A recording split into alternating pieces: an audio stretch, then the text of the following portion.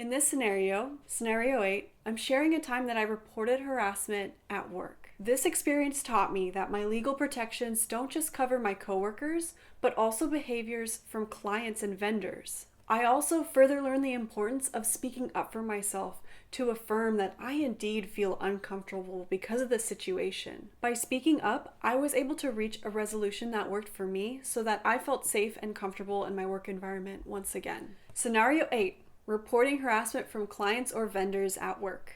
One day at work, I was sitting at my desk and overheard a conversation between a man who was selling lunch food at my company and one of my coworkers. The man asked for personal information about me from my coworker, and so I was listening closely to see how the conversation would unfold. My coworker didn't give out any information about me, and instead discouraged him from pursuing information on me.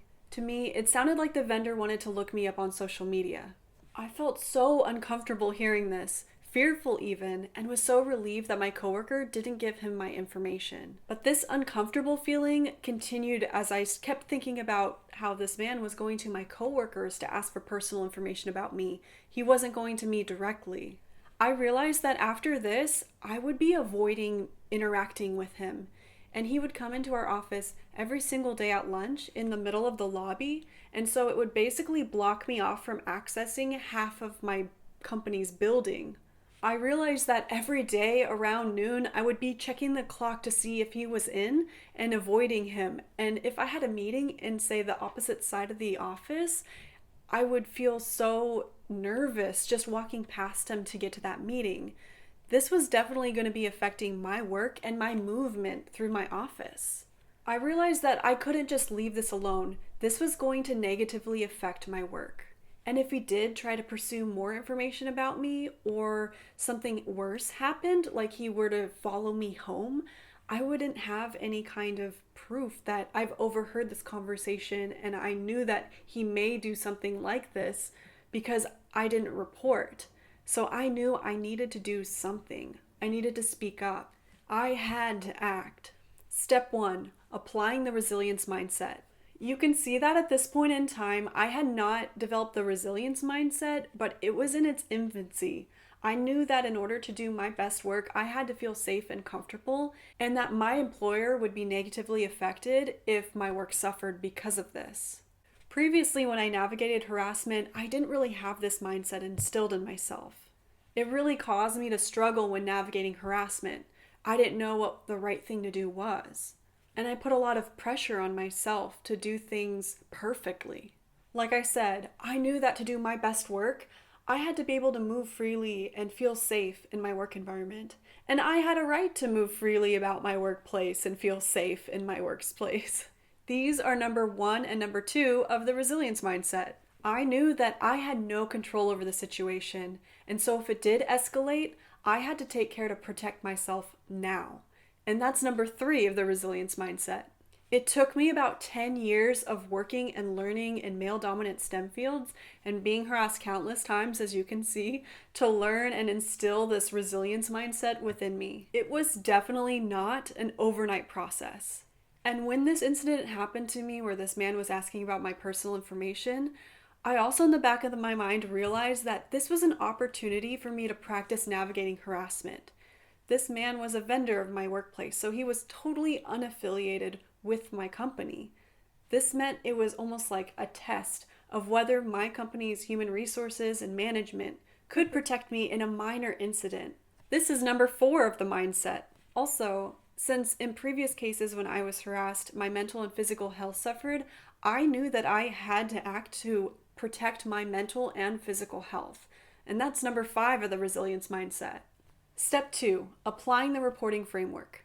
When this incident occurred, I had never reported harassment at work, but I had reported harassment in graduate school previously. To me, it was a totally new structure in which to report harassment. I felt like this was a relatively safe opportunity to practice reporting harassment and to test whether my company would take my complaint seriously. Since his job was selling lunches to people, his job was not an essential part of my company's operations. I was really curious to see if my company would take my security and comfort seriously as I proceeded to report this. So first, let me go through the reporting framework, and then I'll say whether we reached a resolution so that my company helped me feel safe and comfortable in my work environment once again. Number 1, I had briefly engaged in small talk with this man prior when I had bought lunches from him or just when passing him through the hall, but I didn't know him at all personally. After this incident of him asking for my personal information, I feared him. I worried about his motivations for asking for my personal information. It could have been just as harmless as him looking me up on social media to see my pictures or something, but it also could have been something worse. I had no idea, which was scary. Number 2, since he had asked my coworker for personal information, I could definitely use her as a witness to support me. I had a great professional relationship with this witness, and since she already supported me when she was first talking to him by not providing that personal information, I figured that she would support me in the case that I reported. At that point in time, I had a few people I could have reported the harassment to. I decided that the best person to report it to was our executive assistant. This was because she was our HR liaison, and she was the one who coordinated these vendors coming into the workplace. I was comfortable approaching her with this issue because we had a good working relationship. Number 4, like I said previously, I felt scared. I was worried not just about what this vendor's intentions were, but also that I was afraid to move freely about my office, which could damage my mental and physical health. I was still recovering from the harassment I experienced in graduate school, and so I didn't want any other little bits of harassment to come and trigger my stomach pains like I experienced back then. I took this very seriously. Despite being triggered, I knew that I needed to address this issue, and I did feel well enough to address the issue. I knew that if I didn't, things could escalate and lead to even worse issues for me. Number 5, my workplace at the time used an outsourced human resources department since it's a small company. This means that a separate company handled human resource issues. The executive assistant was the link between human resources and our workplace at the time. I knew that from my workplace protection trainings that my workplace protections covered harassment from vendors and clients. I also knew that asking for personal information was protected by the law. To address this incident, I spoke with the executive assistant since she was the liaison with human resources. I ended up going to her desk, told her briefly what happened and that I was feeling uncomfortable, and she said to email her and we'll set up a time to talk. So I sent out an email to follow up, and she reached out and we scheduled a time to meet. She ended up setting up a couple meetings with me over the next week. I spoke with her in person a couple times to reach a resolution that was best for me. What was interesting was that in these conversations with her, she was trying to minimize my feelings about this incident because she felt uncomfortable and like she didn't want to cause a problem. She asked if I was sure I was feeling unsafe or uncomfortable, as if she didn't want to have to address the issue. And I had to bravely affirm that I indeed felt uncomfortable and unsafe. And that took me knowing that I was not overreacting. I knew that I had a right to feel safe in my work environment. It was odd to me that as an employee of the company, I had to really advocate for myself when this man, who was a vendor unaffiliated with the operations of the company, was kind of by default given permission to exist in the workspace. It was like he had a right to be in the office no matter how he behaved. In the end, we reached a resolution.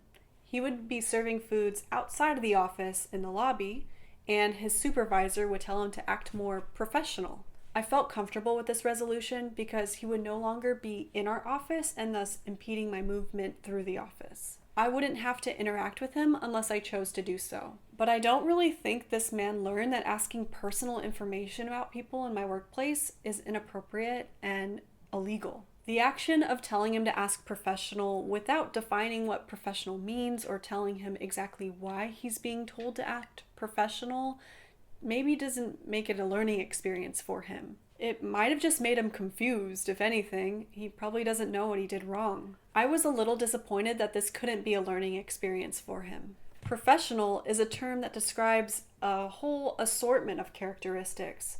It's not a trait in and of itself.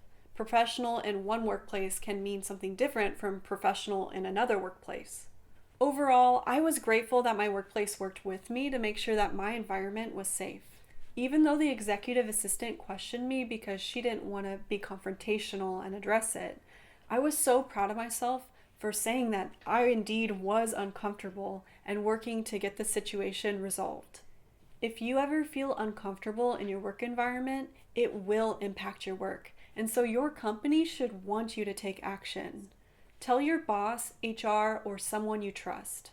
These relationships should already be open so that you feel comfortable going to these people and addressing the issue. You have a right to feel comfortable in your work environment. Harassment is never your fault. And if you are being harassed, you are not alone.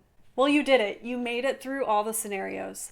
The rest of this chapter includes how to document harassment and my secret tips on how to navigate harassment. Yes, I have even more advice for you. I hope that these scenario videos gave you clarity on how to use the resilience mindset and the reporting framework as you move forward to address any kind of harassment you may experience.